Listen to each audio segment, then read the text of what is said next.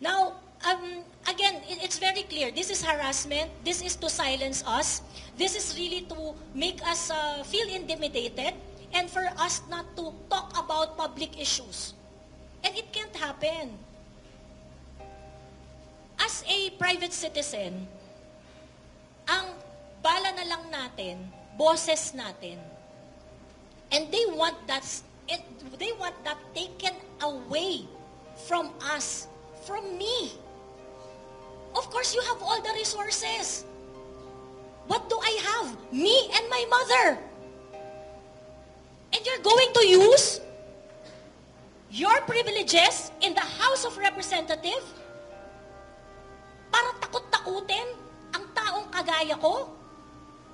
Now, ordinarily, I know that, it's easier to fold. It's easier to choose that route. But we realize, yung mga taong kasama ko dito, we realize that if we are going to fold, they are going to do what they are doing to everyone. Why?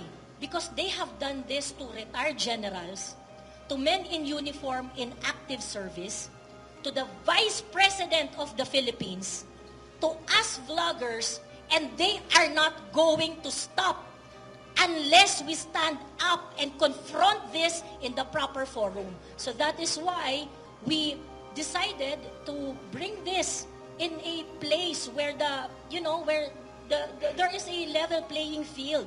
Doon tayo sa pantay ang laban. Hindi yung duduru-duruin nyo kami dyan, gagamitin nyo yung privilege ninyo, aabusuhin ninyo, gamit ang pera ng bayan kung saan kami rin ang nagpapasweldo sa inyo.